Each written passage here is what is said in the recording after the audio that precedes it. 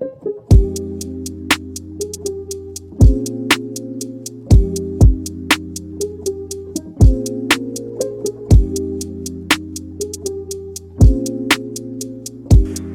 got a problem. How we gonna solve this?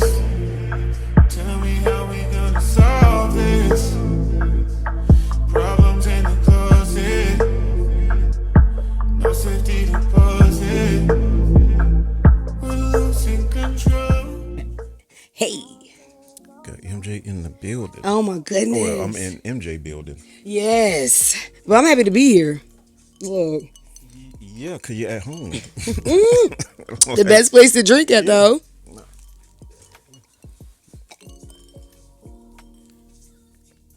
Actually, that's actually true because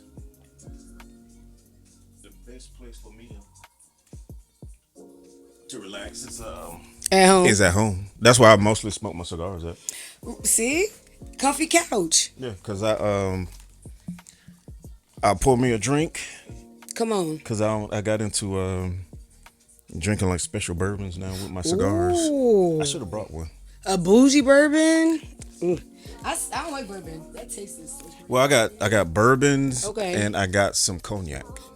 Now, definitely bring the cognac. I bought the Shannon Sharp one, the Le Portier cognac. Yeah, that's real smooth. Now, that I gotta try. Where you get that from? Not no regular liquor store. That's where I got it from. What? Yeah. I'm about to go look at mine. I don't think we got that one. I'm here to try that. Well, just a heads up, it ain't cheap.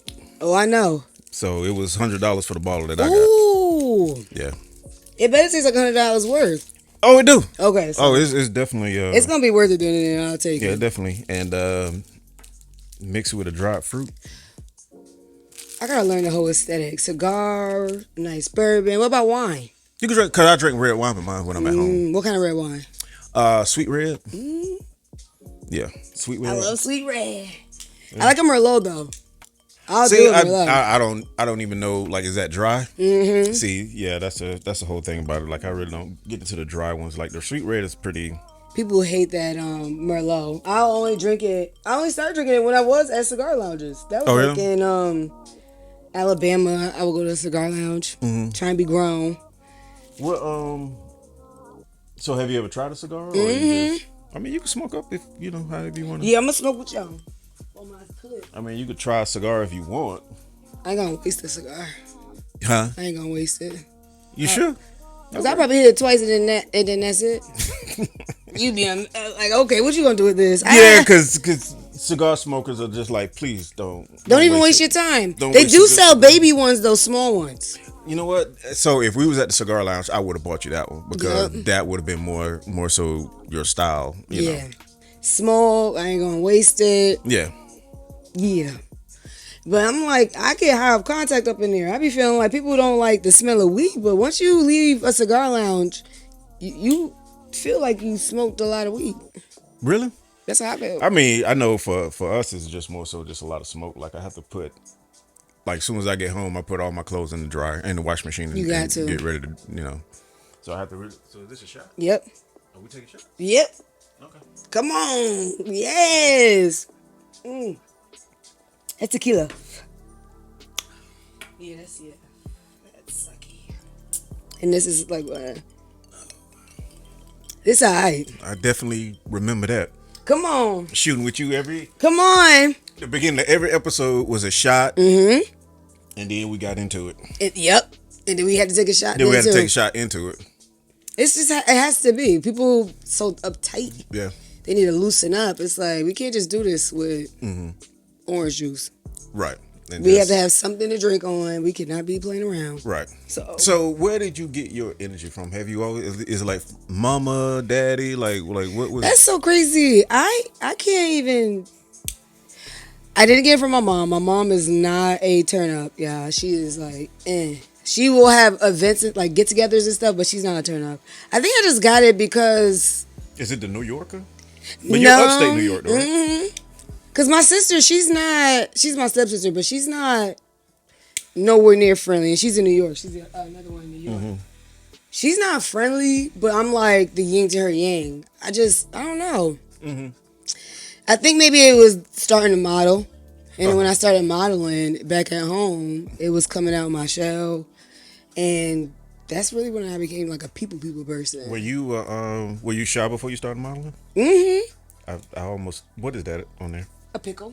Okay. Nah, because I was just like, because I looked down, I was just like, See? okay. Gave you the pop because you said Okay. I missed the pop. So Okay. this, you I can got get these you. from...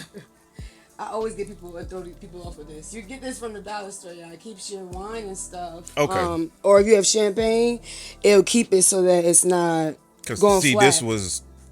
this is the lady's crib. And so I was just like, I was Could have like, been. Is that a dildo on the ground? That's what I thought. If it was, it would have been nice. I should get one of those. You think they have those? What, for the wine bottle? Yeah, like this. Rubbery and just like a male part. If it was, I need it. But for the wine? Or Yeah. Just for the they wine. probably have like a little novelty thing. If not, then you can create it and then you can make some money. Oh my! I think I would create a lot. Yeah. I'll make a lot of money with that. I'll make some bread with that. Heck yeah, I'll do that. Yeah, but that's what I thought it was. I was just like, what? Okay. A pickle from the dollar store. It saves all your wine. Matter of fact, that's a great tagline. A little pickle. A little pickle. Yeah, a little pickle. That is a good tagline. Yeah. I have to write that down. You might have to say it on there though. Yeah. I'm gonna forget. You Yeah. might have to say that. Yeah. I like that. Little pickle. For Little your pickle. But that is, but that's for a wine cork, right? Yep. Okay, so the idea might already be there. So you might have to Might have to pack it up. might have to pass. It's on for that. wine and champagne, especially, so it keeps the, so it doesn't go flat. Or you could just still go novelty and just make it actually look like a penis And just say but it's a little pickle. Yeah, a little pickle. Women would love that. All the bachelorette parties. They would. I just gave you $1 million idea, MJ. We gotta see if it's already made though. I guarantee you it's not. Okay, so now I'm making one. How do I make it? I gotta get this stuff and make one. That's it. Yeah, you just get a mold that looks like a penis. And just get like the material to make it look Like that. Make it look green, and then give it the curve. Ooh, because that's a curve one too. Yeah, that's what I'm saying. So you just need a mold and then just put like the gelatin or whatever that is. Yeah. I'm not And gelatin, make it but look, whatever this is. the latex. The latex, yeah. And make it look green, and then say Women would buy that just to have it in their crib. Though. Yeah. How would I do it for the guys? What you mean? They would want one. They're not gonna buy the penis. I mean, gay guys will buy it. It's still a little pickle. The gay guys would go with that little. Straight guys, no. Straight guys are not gonna buy a little pickle. They probably not gonna even touch that bottle. Nah. Is that weird? I'm like, boy, just touch that bottle. Open up that bottle. Don't be scared of that little pickle. Because you know they will. Yeah. Yes. I'm here for it. So we getting off topic. Okay, back on. So when you was little, not little, but okay, so you wasn't shy. You started modeling and you came out your shell. Mm-hmm. So sure did. What was it like? Okay, so you was in New York at this time. Mm-hmm. All right. So what made you want to get into modeling? I didn't want to get into it, but I actually was going into Family Dollar, and a lady stopped me and was like, do you ever think about modeling? And I'm like, girl, all I'm thinking is I work, and that's it. No, I'm not doing no modeling. And she's like, well, I'm having a photo shoot. It's $50, and You had to pay $50, or they paid you? Oh, okay. you had to pay $50 for the photographers. Okay. And I'm just like, I don't know. And I like really went back and forth with it, and I had the brush cut at the time, so it was just that look. Like, it was short and pink was my look, so it was short and pink. So it was like crazy. And when I went to the photo shoot, I met the photographer that actually molded my modeling the way I model and stuff. I forgot his name. Dang, that's been a long time ago. But he was like, we shot damn near from that one shoot like every other weekend. I did my toughest photo shoot with him. It was like below 4 degrees, and we did it out in the boonies, snow and everything, with skirts on, and it was for a like a face mask thing. Skirts, I mean, frostbitten on your hands and on your feet and everything. But the pictures came out crazy. Okay. So it's like, ever since I started, when I took the look on this photo shoot, I went and got my makeup done. I didn't know what to do.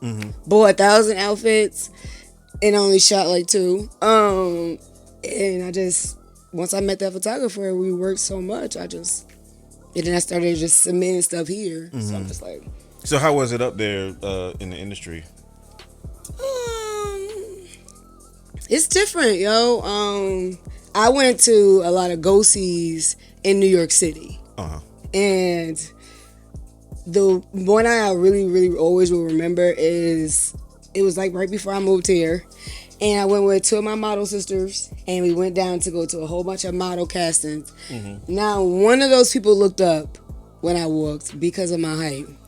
I'm the shortest one in there. All the women are literally 5, 6, 5 up.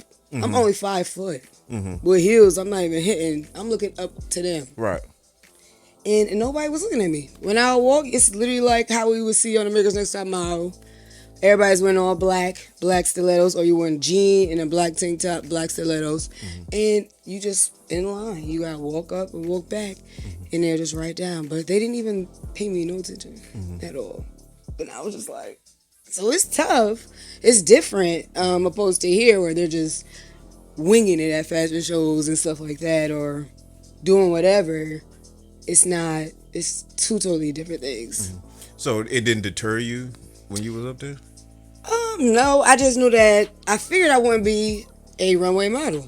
Okay. And I would take pictures, and looks can be deceiving. So people will think that I can't pose tall, or I'll look short, but I pose tall. So I was gonna say, yeah, because a lot of your pictures, you look really tall. I Like I met elongate. you, and then I saw your pictures. I was just like, your pictures, you know. Because you gotta pose right, and at least to stand with. I could sit with the big dogs in the photo shoots, and I could with the fashion shows, but I just couldn't. I just was not going to even sit here and play with the fashion shows. Oh, you know. But I mean, it was still. How you do this? On the side? Push it on the back. Oh, right here. Yeah. It was. I mean, I love modeling, but it definitely. It played a good role in my like just confidence and stuff like that. And I wasn't gonna give up because they didn't look at me. Just pushed me hard, made me push myself harder actually. So what did that make you feel like? Like, did you get a wake up call? Like, wait a minute, this isn't what I thought it was, or like? I thought it was exactly that because I only watched America's Next Top Model, so I'm thinking it's gonna be just like that. Okay. And that they probably wasn't gonna look at me, but I just still wanted to try. And I mean, I didn't leave like feeling defeated. I just was like, all right, next time. And next time I come here, hopefully I'm on a billboard or something, so y'all can see it. So you and the photographer kept working after that? Okay. He was like the bomb. I worked with him all the way up until I moved. And he was just cool. He was like mad bomb. I worked with 3 photographers in New York. And then they were like amazing. But it's Albany, so it's like. Yeah. So what were you doing there before you started modeling? What, like, was you just working a job? Just working. I was doing hair. Oh yeah, that's right. Yeah, you was a hairstylist. I was doing hair. I actually just saw the picture of me because I have the same Facebook since this Facebook started. Never got hacked or anything. Same Instagram since Instagram started. So I see my memories. Yesterday I saw my memories of actually my first photo shoot. That's crazy we talking about it. And me and Costco, it was like 10 years ago for the Costco one, with the car that was like my first ever car. And I named her MJ, Mary Jane, because we always used to smoke in there. And then I just took on her name. Granted, my name is Maya J, but I just took on her name like MJ. So when people would get my car, they'll call it MJ and call me MJ. Okay. And I was like, dang, I was just in school. That's it. Working and going to school and minding my business, looking cute. I was not thinking, model. I would have never thought this. I would have thought something else. I don't know. But you was definitely trying to pursue hair though. Oh yeah, I love doing hair. I interned. Once I got out of high school, I was working for basically free. Mm-hmm. So I put my heart and soul in that thing. Mm-hmm. I was there 5 o'clock in the morning, Mm-hmm. and I wasn't getting paid. I was just getting tips. Mm-hmm. So it's like I loved doing hair. I did, and then I stopped. So that's a Why whole you story. Just wasn't feeling anymore, or just the industry wasn't there? Or? Just working with certain people, sometimes you get taken advantage of. Right. And sometimes you have bosses that it looks pretty, but it's not as pretty behind the scenes. Mm-hmm. There's a lot of stuff that's going on. They don't have enough money to pay you when they're supposed to pay you. Mm-hmm. And you working basically for free after you already, as a stylist, you're doing hair. Uh-huh. So it's like, they're not even able to pay you. Right. But they're getting lit in the bag. So it's like, but you can go and buy some liquor, but you can't pay me. Right.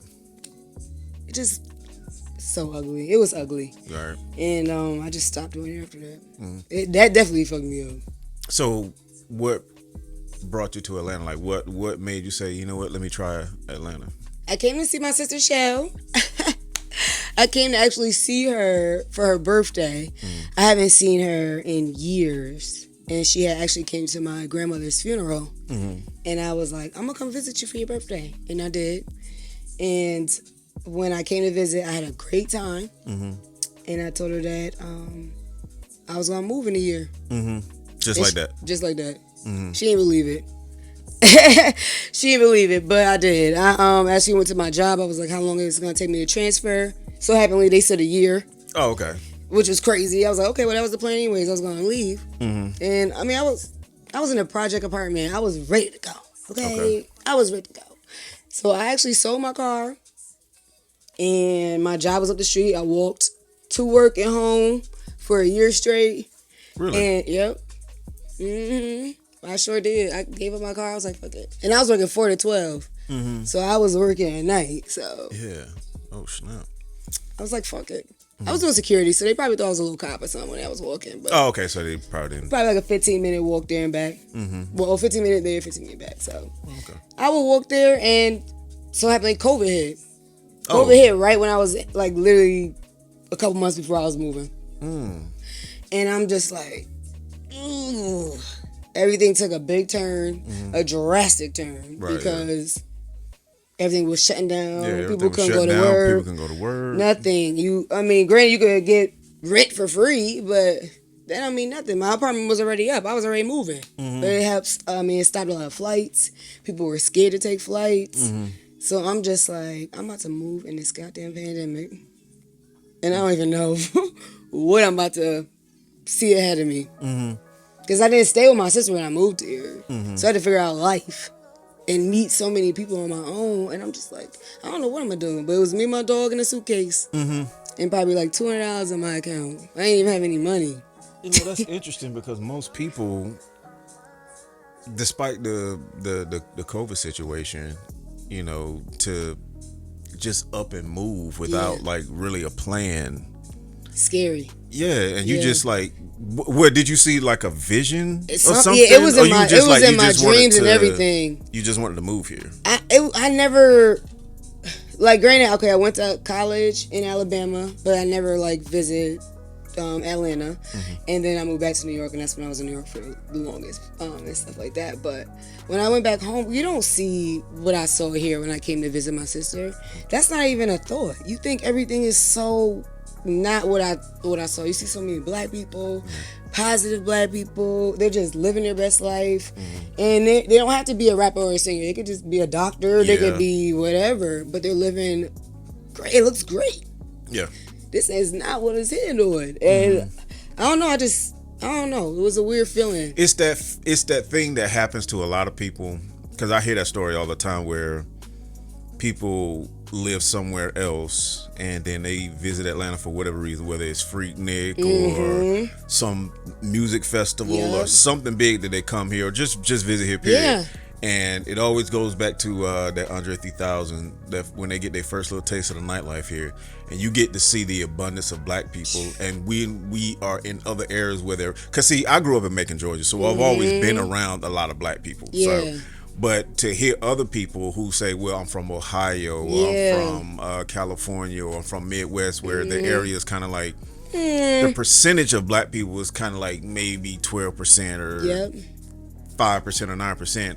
And then you come to Atlanta, what the? and you see, like, this is 90-some% black people. And it's not just black people. And hood stuff. It's like you see all different. Yeah, brunch and stuff. Yeah. You know what I'm saying? You see different tiers. You see the hood, but then you also see upscale. You see middle class. You see, you see the professional. You see the person just working their job. You see the person hustling, trying to make something of it. And then you see the person who's like, I've seen people who had their own lawn care service, and over so many years, all of a sudden it's like now they staying in a 5-bedroom home. Come on, and they got nice cars, and it's not just saying it's about the money, but you see the progression. You see it. Oh, you can actually make it here.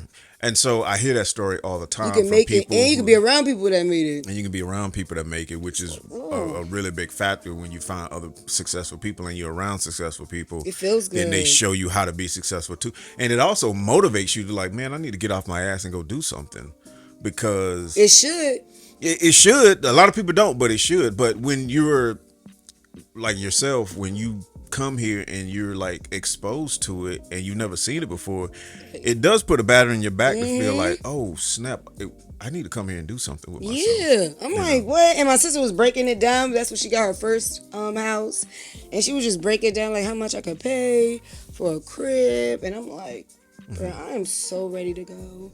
And it sounds like music to my ears. And I mean, a lot of my friends wasn't jacking it, but I told Abby and I told Jonathan, I'm like, look, if we all just got a crib, it'll be so cheap to split the rent. Right. A lot of people just was not, they was scared, or a lot of people just wanted to stay there.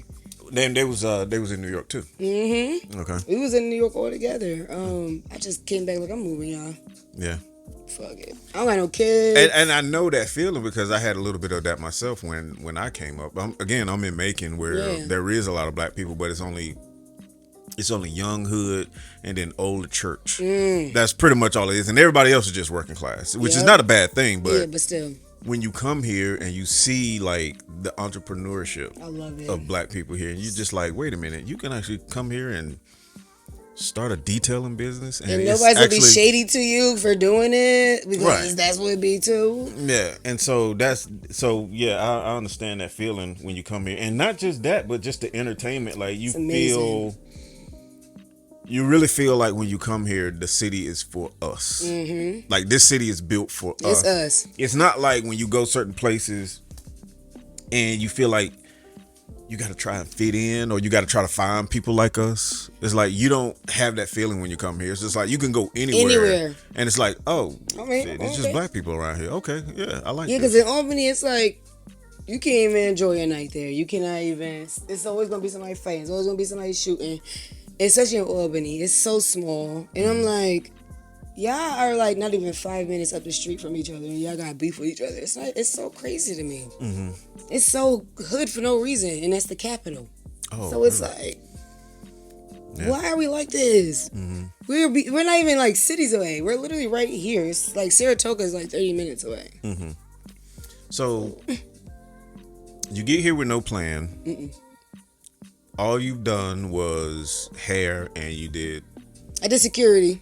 No, I mean as far as like your ambitions, right? Hair. All you've done was hair when you was in New York, and then the modeling. So you don't have a plan when you get here. So what started? Like, so what was going in your mind when you got here? It was like, okay, other than the pandemic stuff that was going around. I need to be outside. I need to be outside, and I'm like, a lot of people don't know. I took a stop before I came to Atlanta. So I actually went to Alabama to stay with my aunt. She's only 5 hours away. And I actually drove every weekend so I could at least find me a space. So I was there for probably like 2 months. Okay. And then... So it wasn't just a okay, I'm here and... Then when I got here, it was like, I just found it like a room. Okay. That's what it was. I found a room. I was not even at my aunt's. She was going crazy about me going to Atlanta, coming back because of COVID. I was going there every weekend So that's the funny thing you telling me that, because I never heard that as long as we known each other. But you was ambition, but you didn't have any specific thing that you was trying to do. You just like, I'm just trying to get to Atlanta. I'm just trying to get to Atlanta, and I was there every weekend. I was like at clubs, events, parties. I had friends that was here, so I was meeting up with them, and we was going out. I just was here every single weekend for 2 months. So that's driving back and forth. And so really, you just caught the fever. Yeah, you just caught the Atlanta fever. Like, oh, I gotta be up there. And I couldn't stay in Alabama for too long. Where was that in Alabama? Mobile, Alabama. Okay. Yeah, my aunt was bugging with that COVID stuff. She was tripping out. She swear I was gonna get COVID, and I'm like, whatever. And right when I was ready to leave, it was time to leave. I got a big ass unemployment lump sum check. Oh, okay. And like I was just applying for it. I wasn't getting nothing back, but I still was applying for it in New York. And I woke up and I looked at my phone. I'm like, get this notification about the amount that's in my account, and I'm like, I call my bank like, I think y'all got the wrong. It's like, get too much money for me. Yeah. I think I got the wrong bank. Yeah. When they told me, no, we got the right bank, I got in that car, and I never looked back. I was out. I told my aunt, I said, I'll see you later. So I still came here with no plan. Right. It's just a car and my dog now. And one of my friends that was living here, she let me pay like 3-4 months up. So I paid 4 months just for a room. And I didn't put nothing in that room for those 4 months. I literally just had an air mattress. Magic had his bed, and that was it, in a couple boxes. I didn't buy anything. I didn't need furniture because I'm not going to be here forever. Yeah. This is not home. This is just temporary. Right. And I just started meeting like photographers, and I just was outside. I was just meeting whoever. Magic's an old dog. He going to be asleep. He ain't going to bother nobody. Doors locked, doors closed. It's nothing y'all could possibly want from me. And if something ever goes wrong, which thank God it didn't, I could pack up my shit and leave. I don't have to have movers come and do this and that. I could just fold this mattress up, and these 2 boxes will go in the car. Magic gonna get in the car, and we out. And this is all during COVID. Yep, all during COVID. Wow. So you out here? It was like 3 people on my flight when I moved. Wow. Magic got on the plane for free. He sat right by me on the flight. Oh, that's what's up. I'm like, yeah, that was what's up. That was lit. And I was like, I don't know what we gonna do. I'm talking to him like, I have no idea what we gonna do, but we gonna figure it out. Right. So I couldn't stay at my aunt's. I'm driving back and forth to Atlanta. I need to figure out Atlanta. Once I saw that money, what? I paid. The only thing I wanted to do was pay that up, and then have a savings for just in case. And then I just didn't use that money for shit. Right. Because I knew I was gonna have to find somewhere to stay, and for me to live at. Right. It's like I just enjoyed it out here, but real minimal. Just an air mattress and my dog. Yeah, I remember I had that as well. I don't even think I had an air mattress. I just had a comforter. Come on. And when I got my first apartment, it was a comforter, and I didn't even have a pillow. I think I just had my clothes in a duffel bag, and that was my pillow. Going back and forth to work. And I think the problem that people go wrong when they move is they want to come here and they want to furnish everything. Yeah. They want everything so fast. And it's like, if you don't have it, I just got to move back home. No. Like, you can't just come here and want to move everything. You want brand new this, brand new that. This not even your home. You don't know if you want to stay here. Right. But you want everything furnished. This is the first crib. I've been here 6 years. It's the first crib we actually fully furnished. Oh, wow. And like, just grinded it out. Like, and me and Abby grinded it out too, because once she moved, it was up. My 4 months was up. She was in Cali, and she was like, I don't want to go back to New York. And I'm like, I can't stay here. So I'm like, we gonna have to figure it out. And she came here from Cali, and then we figured it out together. We went through a whole struggle too, sleeping on deflated air mattresses in a room that I was renting somewhere else. Right. Waking up and celebrating the simple things that we at least got a call back. Right. So many simple things. And it was like, if you can struggle with your friend and go through something with your friend like that, and y'all don't rip each other's heads off, that's your sister forever. So now that you was here in Atlanta, so how did you're working with photographers, so how was that going? That was going crazy. I actually worked with Daniel first. Okay. He actually wrote me before I moved here, which is so crazy. And I met him at my first ever fashion show I walked in, like physically. And it was like, I started working with him, and then once I was going out, I would see photographers taking pictures, and I'd be like, look, I model, you take pictures, let's like collab on some shoots and stuff. And I just would meet the most craziest people. Not in like a bad way, but I would meet like some dope people from those photo shoots. I think the New York and me made them like know how to keep boundaries. They're not trying to flirt with me and take it too far, because a lot of photographers can. Well, that's what I was going to get at. So I used to do photography back in the day, and so I know that goes on.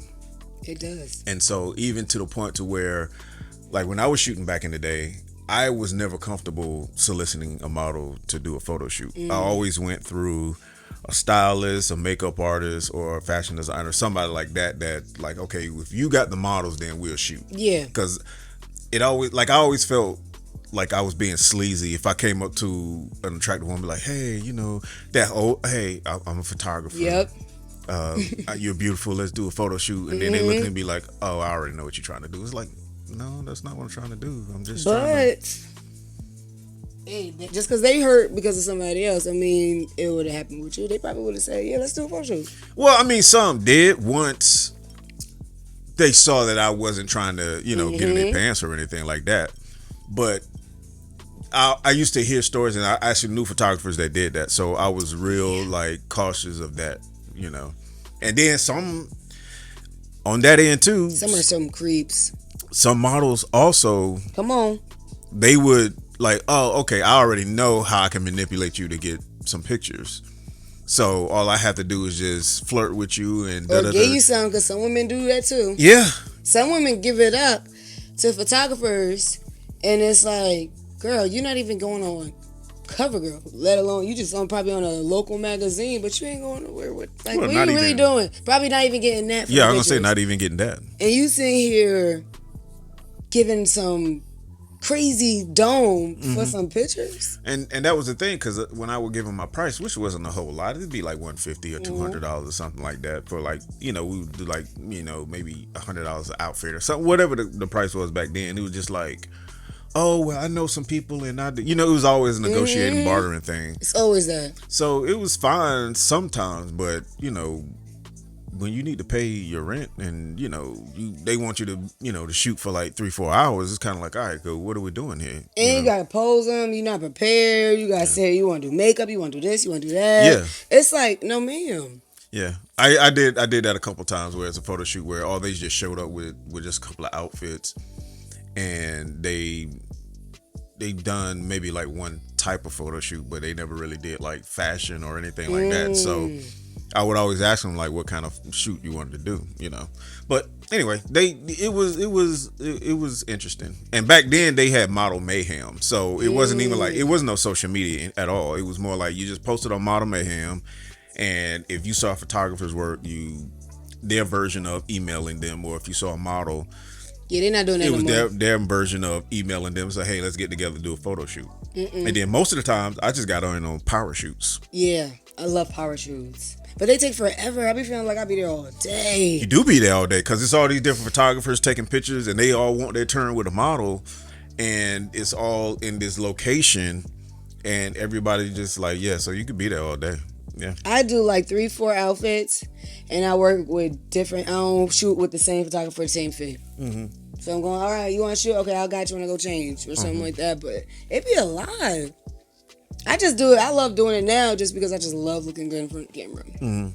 But people are not going to pay models either. Some people want you just to do whatever. So I just collab and just submit so I can get paid jobs. So what is because I haven't been in it for a long time, and I'm looking to get back into it. So what is the industry like now versus, because I know back in the day it was, if I wanted to shoot, like if I saw you out and about somewhere, if I saw you online or whatever, in order to do a photo shoot with you, I had to offer to pay you. No, sometimes you could do like collab shoots where you do the pictures, I be the model, and then no pay or nothing.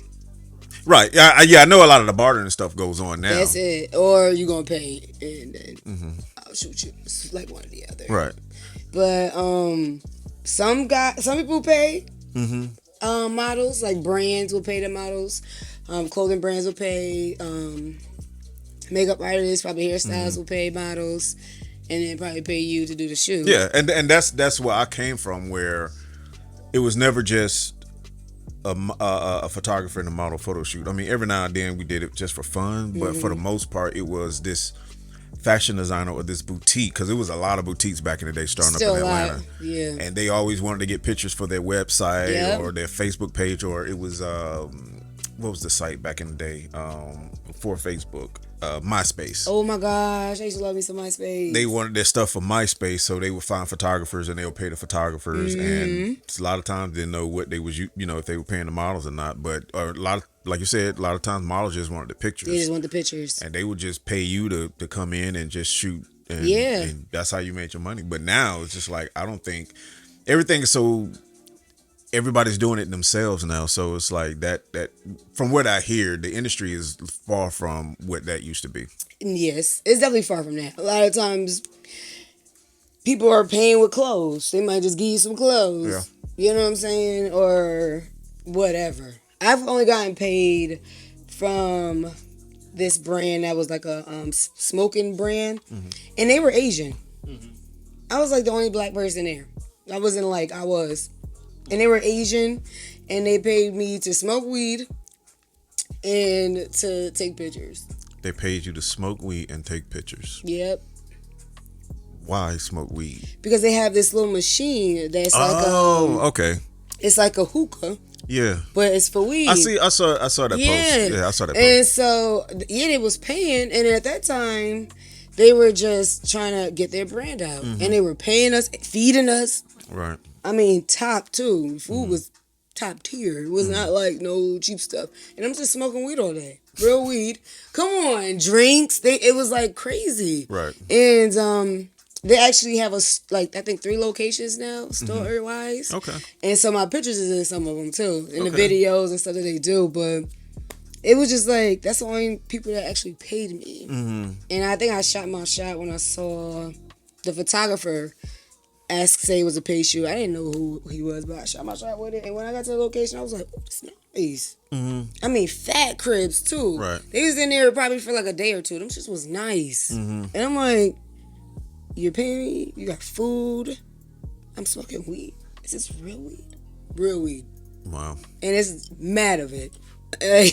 Yeah. And we just... So what are some of the horror stories from what you've experienced or you've heard other people experience from Modeling? Yeah. Oh, I can tell you one. I worked with this photographer, and he liked to do sexy photo shoots.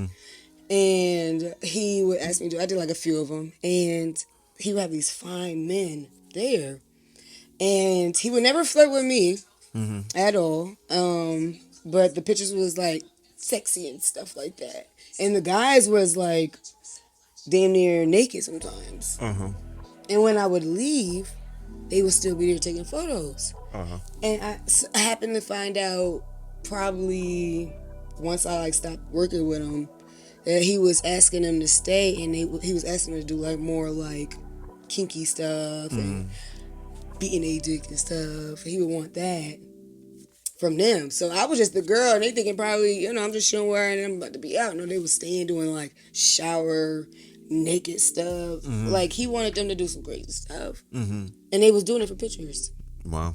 I'm talking about booty up and all nasty stuff, and he not doing that with me when I'm there.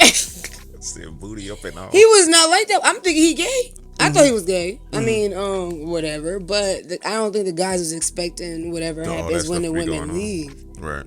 Because it was getting kinky up in there. I mean, they were just letting them things out. I mean, I actually met a dude on one of my photo shoots when he had like a 10-inch dick.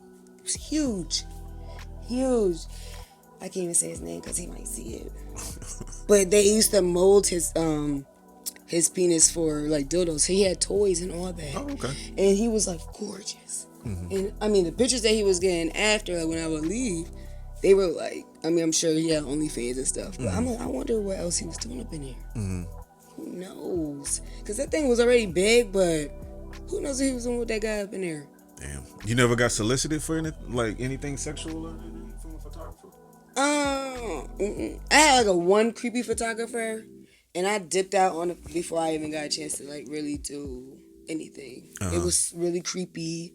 I got there, and the photo shoot was like in a basement, but it was just like a weird, creepy vibe from that basement, and I don't know. The way he talked, the way he moved gave very much. I didn't want to drink no water. I didn't want to. Oh yeah, didn't want to get Cosby. He was so weird. Yes.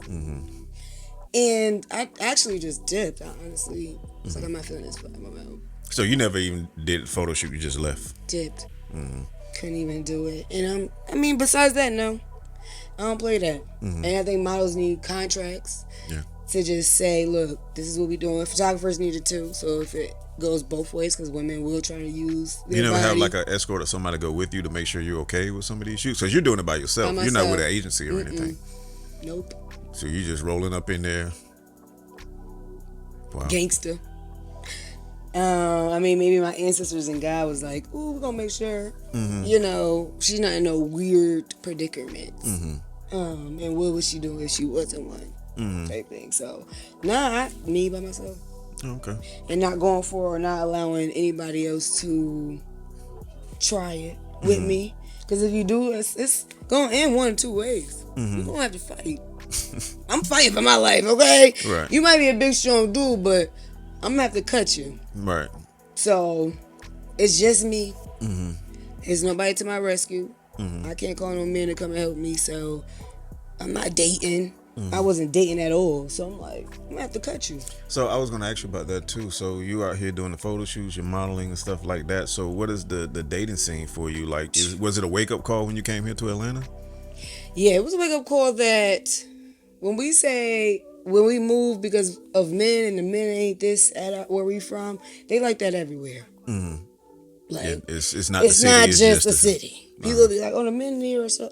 No, they like that everywhere. They like that everywhere. You just gotta find the right one. The dating scene sucked, and it still sucks. I mean, I'm single, but I had like one relationship, and that was pretty much down the drain. So didn't last long. Probably a year. So you didn't have any pushback when you're doing these photo shoots and stuff, and he's like, I don't like you doing all that. Yeah, he didn't like it when I was doing media, and I don't care.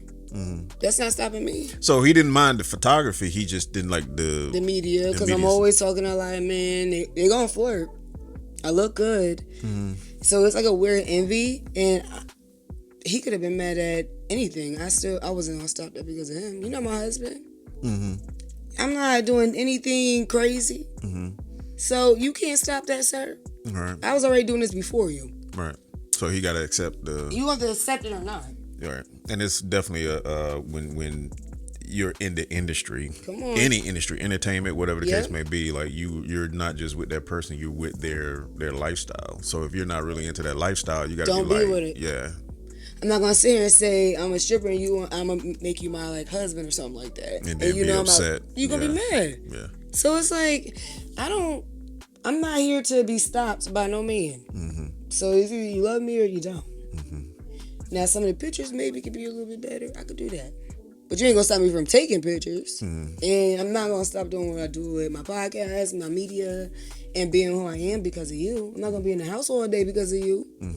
That ain't gonna happen. So how did the podcasting come into play? Like what made you draw to gosh. that? People was saying, you just are such a people person. You should start up a podcast. And I'm like, You gotta get that? no, because this is a different number. I don't know who this is. And I was not taking it really too serious. And I actually first, before I started with HHN, I was asked by Pregame Radio that's in Brooklyn to do like a radio show. And I think I did like a virtual submission. I didn't know what I was gonna do, but I knew that I should be on somebody's radio. And so I did that, and I actually did like a few episodes on there, like 6 of them on there, and it was like virtual, but it was more like for them to listen to. And then I started interning with HHN, and I was just interning, just whatever every Sunday. But you was already shooting your As Told by MJ. Yeah, I was shooting it, but that was a pregame. That was just like real in the crib. That was fun though. Yeah, I forgot that part. Can't forget that part. I started shooting that in the crib, in our backyard, and in the house. And I kind of stopped it when I did interning because I couldn't do both. And I was just like, contract wise, they wouldn't let you do both. No, I was tired.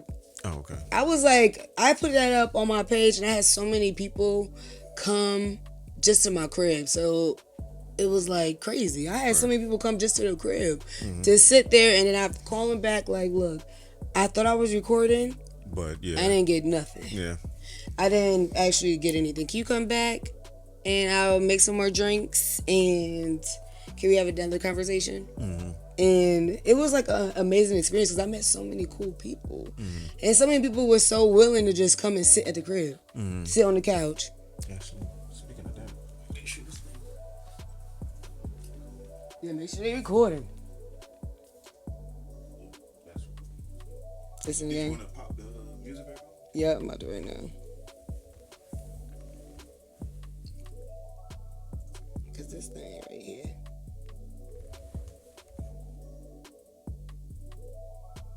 I love me a little DJ playlist.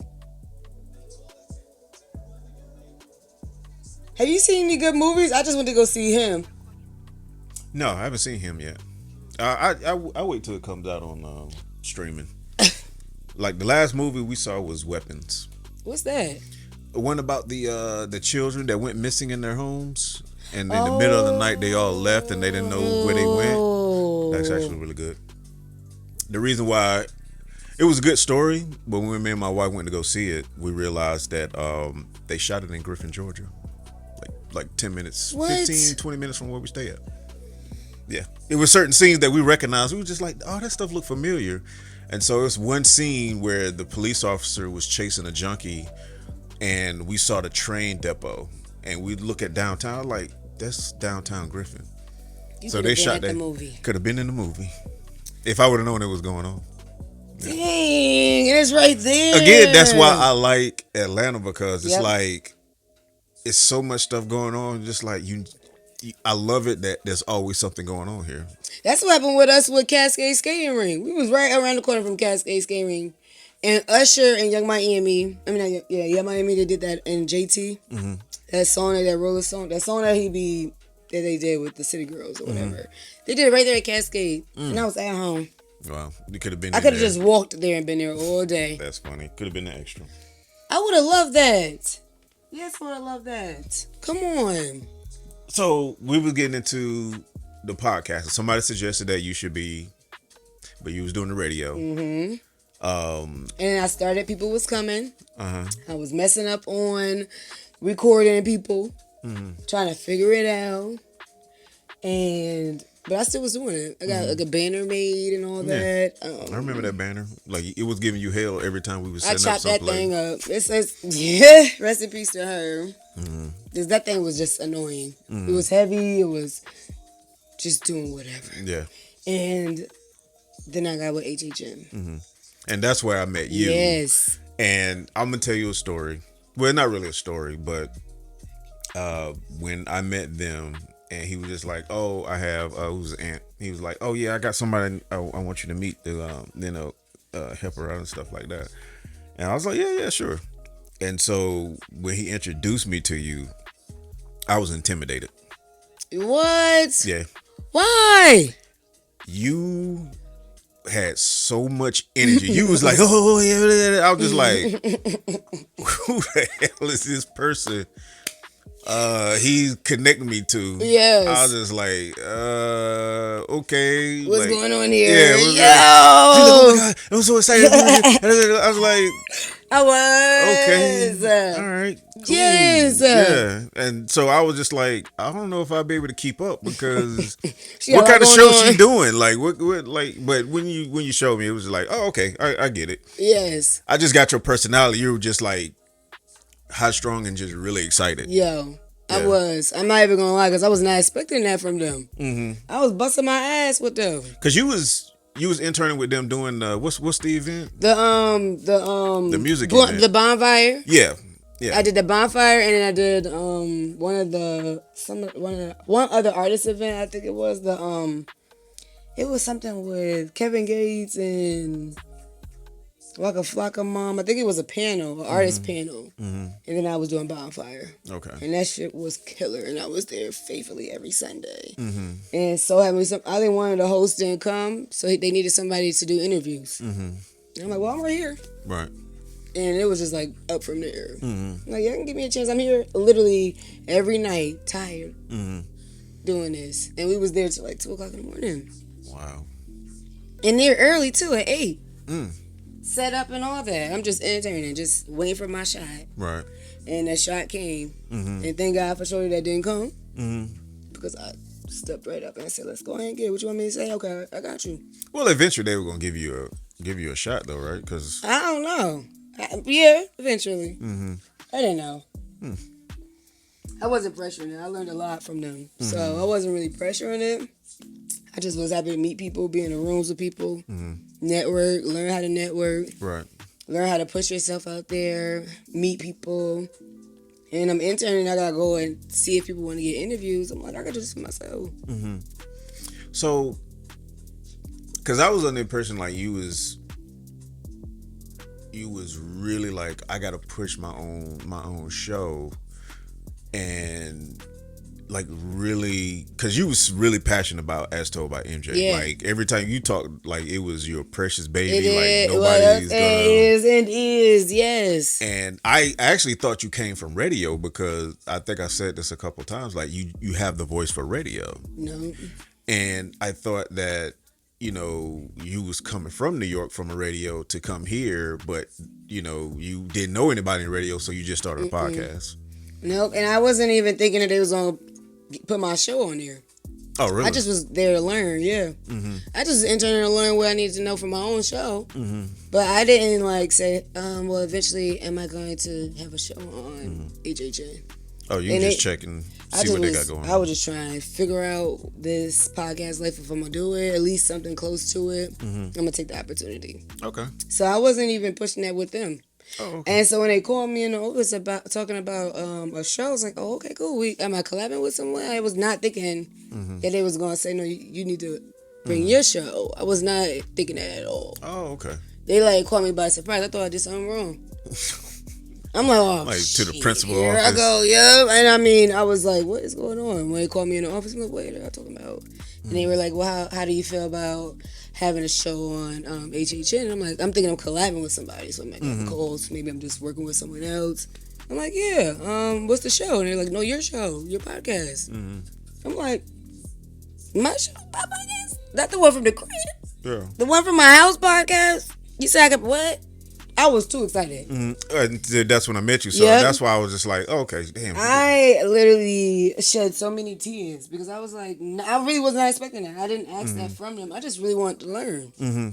I wanted to figure out what I would have to do for my own show. What do I need for my show? Right. How can I push myself? Yeah, I'm a people person, but I wasn't. They really helped me with that shit.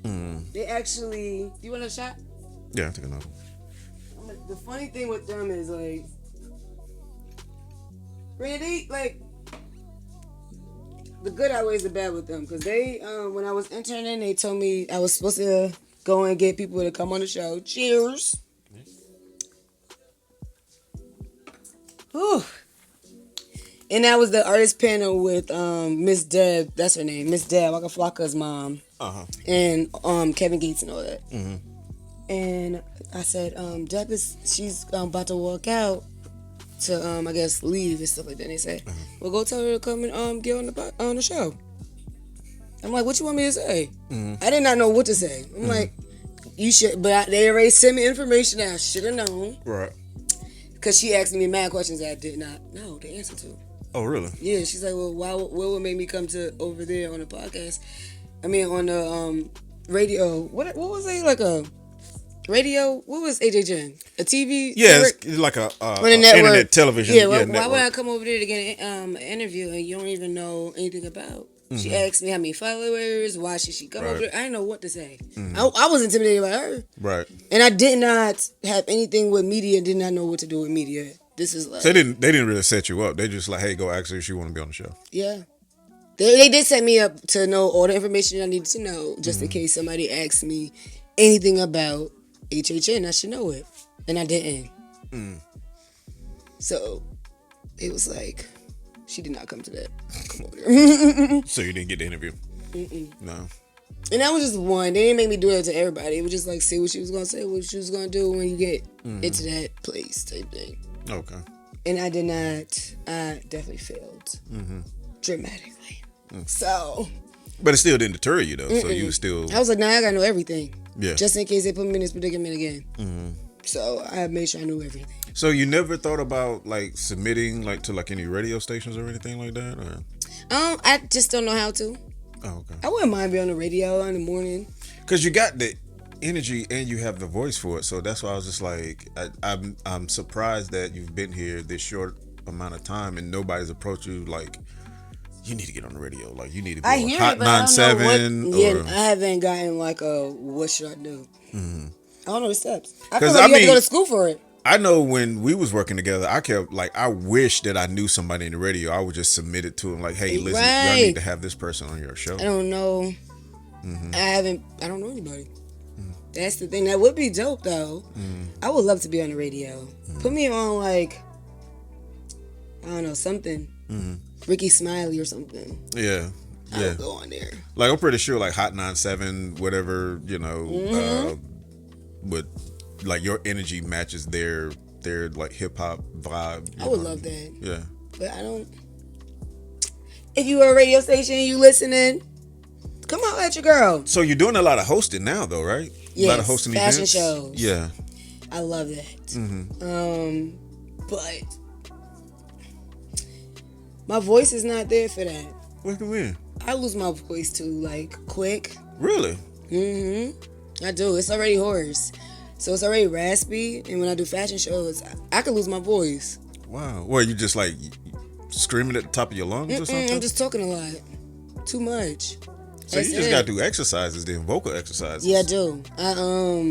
That probably will save me a lot. Yeah. I know I like go the day before with like a mute day with not talking too much. Drink a lot of tea. Keep tea with me when I get to the fashion show because I'm there early, not really talk too much. Because I'll lose my voice. Wow, that's crazy. So I'm like have pros and cons with hosting because it's like a lot. Then I gotta talk to the designers. I gotta talk to this person, talk to this person. By the time I get on the mic, it's already pushing it, and then I can feel it straining, and I'm straining my voice, and it's like it's ugly. The next day, I sound like a whole man. Wow. I sound so crazy. It's like I feel myself pushing my voice. So I rather like I love the hosting. But that's gonna try out too. I just rather stick on the mic in the podcast, radio, whatever, instead of doing the hosting. So you're working with TKO now. So when did you start working with them? I just started working with them in July. Okay. And they just opened up a podcast room. So I'm like, oh well, ain't that a great opportunity for me? So yes, the location is super sweet, it's super nice. They have different shows that happen during the day, and they like have this little other spot for just a podcast. So I'm like, I do like it. It's a place to get out the house. If I had a setup like this though, I'd probably stay in the crib. You got to set up like this. I got the lights. Maybe I never just thought to set it up like this. Yeah. Because this right here, I'll never leave. For as long as we've been shooting, I showed you, I was like, MJ, pay attention to what we're doing. Like, you could definitely set up your show. I got all the lights and stuff I need to. Yeah. Because I'm like this. I could sit right here and just chat. You got the microphone. You got a microphone. I think the only thing you probably need is just the audio recorder. Okay. That's it. What's the audio recorder? Yes. This whole time we were shooting, you never recognized this. I don't even know what that is. Oh my! I'm sad to say I don't even know who that is. MJ, we've been shooting what 2 years. What is that? This is a Zoom audio recorder. Does it make it sound good? Oh, I can hear myself. Does it sound good? Oh my goodness. I don't think it's in here. Is it on? It better be. Oh yeah, it's on. I hear you. You don't hear nothing else either. Yeah, it's just your voice. If you talk really close onto the microphone. Oh my good. I don't have one of these. I need to get one of these. Yeah, just a Zoom recorder. I've used this every single time we did our podcast. I swear, I don't be paying attention. I know. But see, I understand the dynamic when we, you had so much on your mind. You just like, cause I know, one of the things that I noticed from you, like you were so passionate about your show. Yeah. And I witnessed some of the disappointments where certain, like a guest wouldn't show up, or like the one situation that was real messed up was when we was it downtown with what's the magazine or we can say we ain't gotta say it. Yeah, I know though. But it was that was the worst. They asked us to come there to the spot. We can shoot there on the specific. It wasn't like we just showed up any day. Like they said, they already knew it. Yeah, you asked us if we gonna be there. Yeah, we come there at the same time all the time, and then when we get there, some bull. They was like, oh well, somebody else is shooting their podcast here. Can you come? Can you lower your voice and da da da? We was like, what? We're in a whole nother room down the hall. Like, what does one have to do with the other? How are we gonna? He was like, well, the walls are real thin, and the other person is there. So then we found out, which is something that we found out here in Atlanta is, because you call it all the time, scam Atlanta. Scam Atlanta. Where it's a lot of people that will talk a good game like they got things going on. It ain't not. And then you realize, oh, it's just a lot of smoke, but it ain't no fire. Nothing. So give me your recollection of some situations where people have come to you with promises of success, and then you find out that, wait a minute, you can't do nothing for me. I mean, it's a lot of those. I'll say with doing media, the promises that I've gotten a lot was co-hosts that will be like, oh my gosh, I want to, be on the show, and I'll help you out, and I'll do this, and I'll do that, and I'll come with this idea, and I'll help with this. And then when it comes down to doing it, it's like, I'm only here for probably a show or two, but I don't think it's that serious. I'm not taking it that deep. And then they go MIA on me. And that's probably the most disappointing ones. Miami? You said Miami? No. Oh, okay. I'm just saying, like, when people do that, when the calls do that, it's just disappointing. But I think the worst one was in the city. No, that's fine. Well. Yeah. That was kind of like just horrible. Locations, realizing that like locations, dang. No, what was that one? It was actually the one with my friend, B-Way, and we was at that cigar lounge, and it was just, what was it, Grown Folks or something like that? When we went there, and I was like mad as hell. I can't remember that one. Where was that? That was at, it was, what was it, the big lounge, half cigar spot? That was like a minute ago. That was in, where's Grown Folks at? Jeez, we shot in so many different places. I can't. I'm about to say, I was like so mad. I walked outside. I was like really upset. Oh yeah. I remember that place. I was pissed.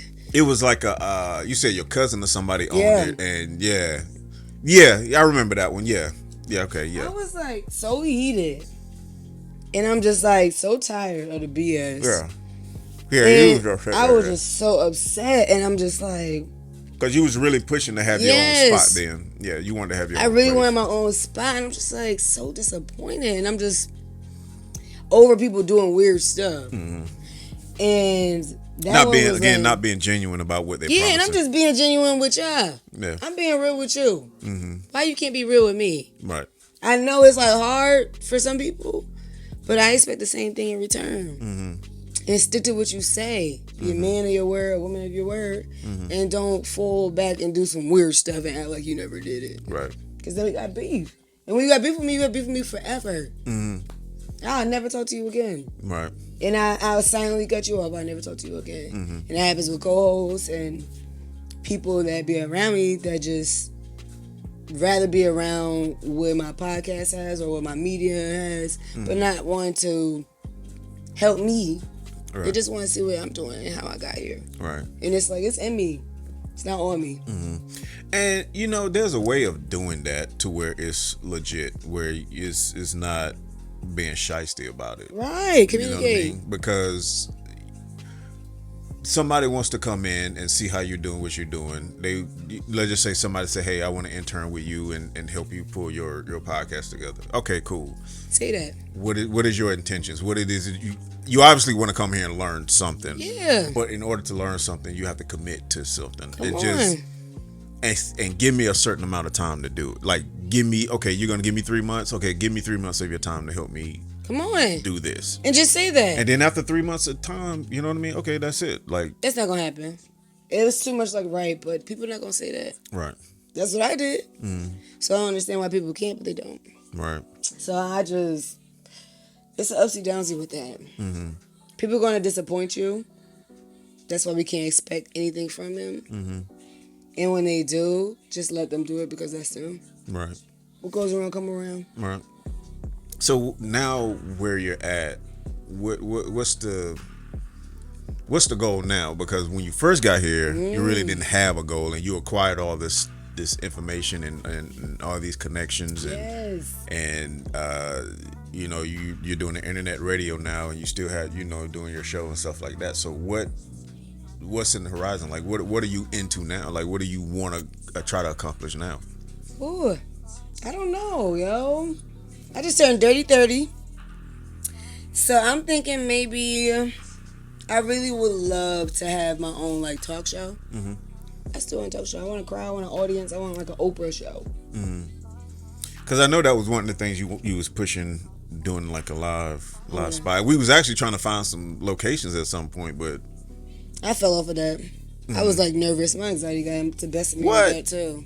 how you fall off? Like, you just My brain gets the best of me with those. I'm like up and down with it. It's like I know it's gonna happen. People are gonna come, but doing it again, are you gonna be able to do it again? that was one of the struggles you used to tell me about all the time. Like, you said you had like ADHD or something. Yes. Like you was always all over the place, and you couldn't focus and just doing And trying to do that, having people asking questions, and doing this, doing that, it's a lot. But I wouldn't mind having a nice talk show. That's the goal. At least a 5-year. right. Give me a crowd, have people come, and I want it really like an Oprah show. So we sitting, we chatting, and have maybe like a 106 in Park-ish type of show or something. Something where it's fun. People come and they sit and they react. Yeah. Some acting in there, some in there, some skits. I don't know. Maybe a living color or something type of show. Well, you are dabbling into acting. I asked you to be in one of my Come on. my shorts that I'm going to do pretty soon. So, have you gotten any offers for like auditions or anything like I that? can't do that. You can't act? Like, I'm doing this for you, but I am so goofy, y'all. well, I know. Okay, so I remember a while back you showed me a music video, and one of the questions was, how come you don't get into rapping? And you were just like, nah. Can't. I did one music video, and I rapped on one song with Abby, and I just can't. I don't know. It's just not like a push. I feel like I could be a good rapper or a good actor. I can't act. But have you really like put any effort towards really like? You don't have no interest in it, or is it just you? I could be a good producer. I can give some good beats. I feel like I would be a great like person for beats. But rapping, but if I can give you a song and blend it with some old school, So just an A&R kind of an thing. A&R, yeah, I'll do that. But rap, I don't want that lifestyle. Because I remember you saying also that you wasn't even like, when it comes to like choreography and dancing, you just like, I can line dance. oh, okay, so you got that down pat. But when the ladies get in front, they do those dances, like those dance classes that they teach, like a whole 1-2. Well, it's a dance class, so they'll teach you how to do the 1-2. Yeah. I'm gonna get right there and forget. But I can line dance. That's weird. I know probably every line dance. Mm-hmm. But I can't do all that extra stuff. Mm-mm. Okay. It's so weird. I know, y'all. I'm weird. No, it ain't weird. Just you got your thing. I could be sexy, but I can't figure out a whole sexy dance. Well, and that was the thing too, because I used to ask you like, did you do a lot of runway stuff? And you just like you don't like walking. Mm-mm. So, so as long as you standing still, I'm good. you're good. I don't like fashion shows. Yeah, that's what you told me. You don't like doing fashion ghettos. shows. It's a lot in the back that go on, Mm-hmm. and it's too much for my brain because I'm already there, hair, makeup ready. Mm-hmm. I'm early, Mm-hmm. and I'm sitting there doing nothing. I'm already ready. Pasties on, Mm-hmm. underwear nude on. I'm ready. Oiled up skin, all that. I'm done. Mm-hmm. Now I'm sitting here doing nothing. You never thought about just producing your own shows, your own fashion shows? I thought about it once. That would be cool, Uh-huh. but it's too much. Well, yeah. It's too much. I wouldn't mind like a networking event, but a fashion show, that's just too much.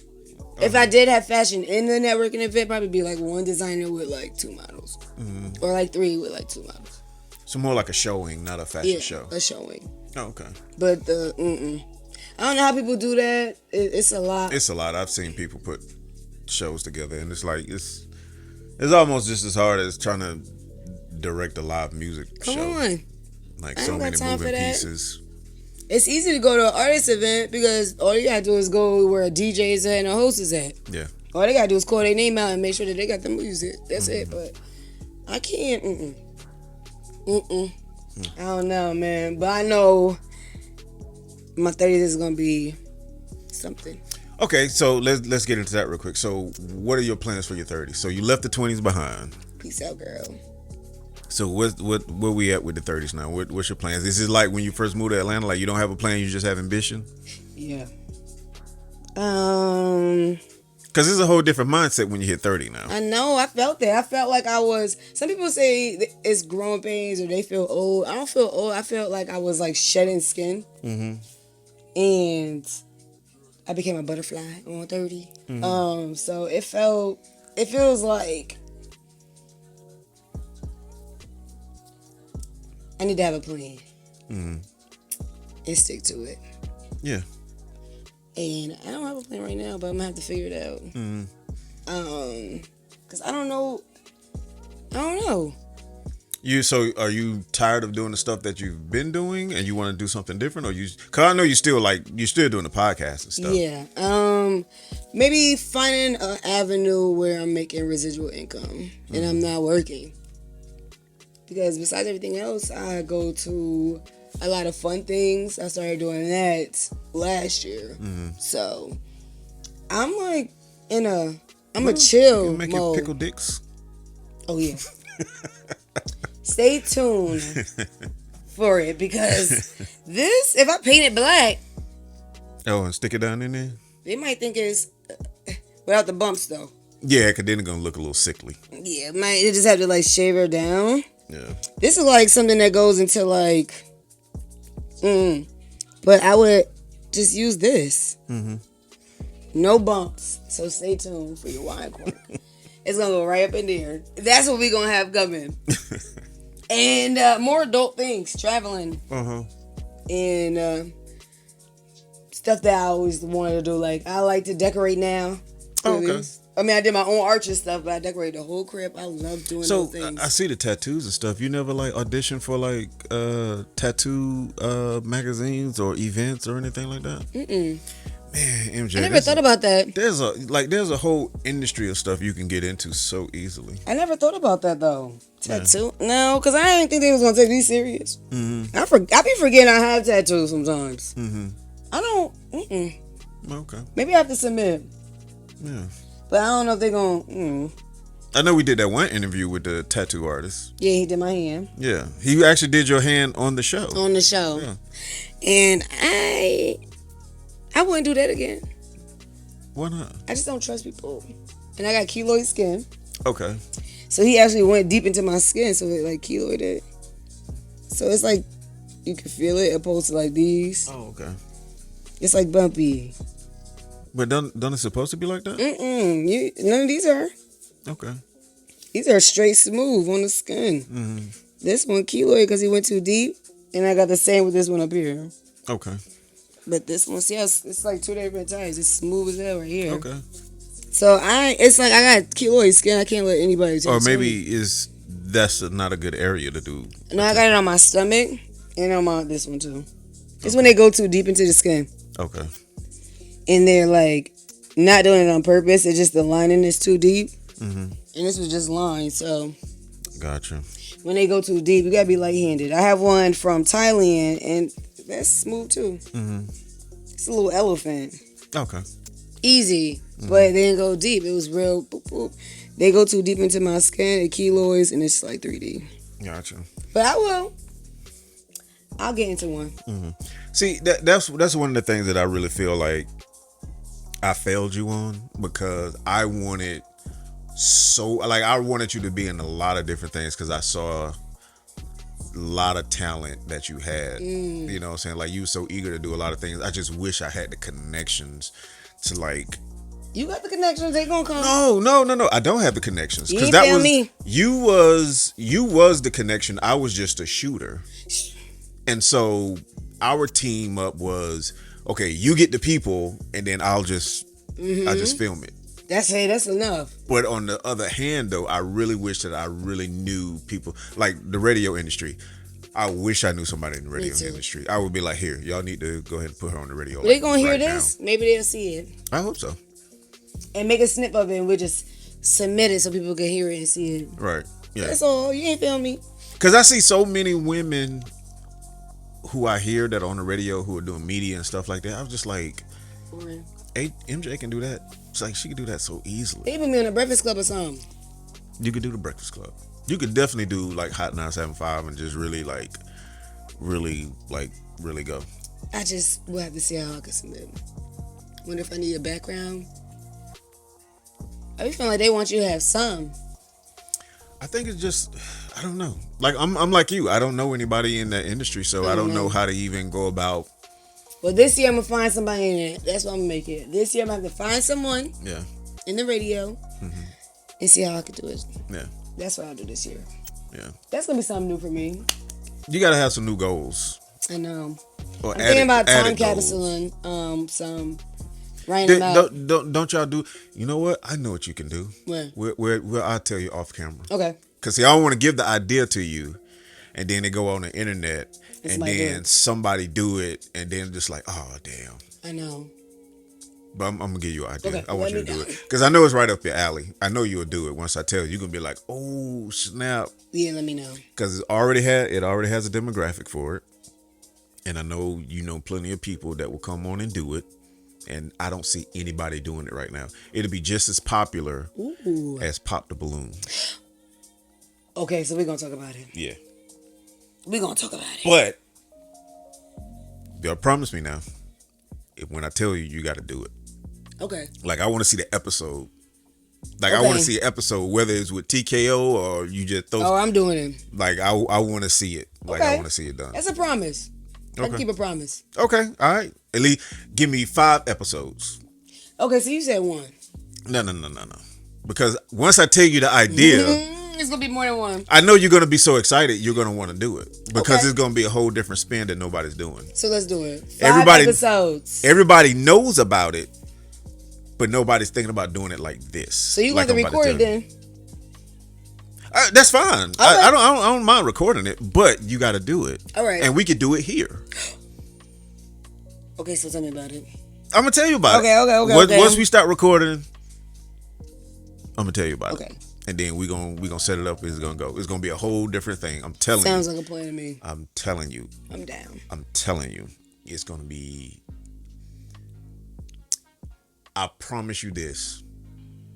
You're gonna be an internet sensation once we do it. Come on, cause I want to quit my job. I'm tired. Matter of fact, when you're talking about residual income, we can turn it into a residual income situation. Yeah, I need it. Yeah. It's time to make some bread, yeah. Okay, we about to end this episode, so we Okay, go ahead and talk about it. okay. How MJ, I love you. We've been rocking with each other, what, 2 years? Yes, forever. Yeah. And forever to go. Yeah. So that's it for the cigars. She didn't try a cigar. I didn't, y'all. Next But- time you'll have some small ones. Next time I'll have a small one. Yeah. Have small ones for the ladies. Yeah. Because there are some out there. Come on. Or some skinny ones. But it's a lot of ladies that smoke the big boys too. Now. Yeah, so have a whole, like, Yeah.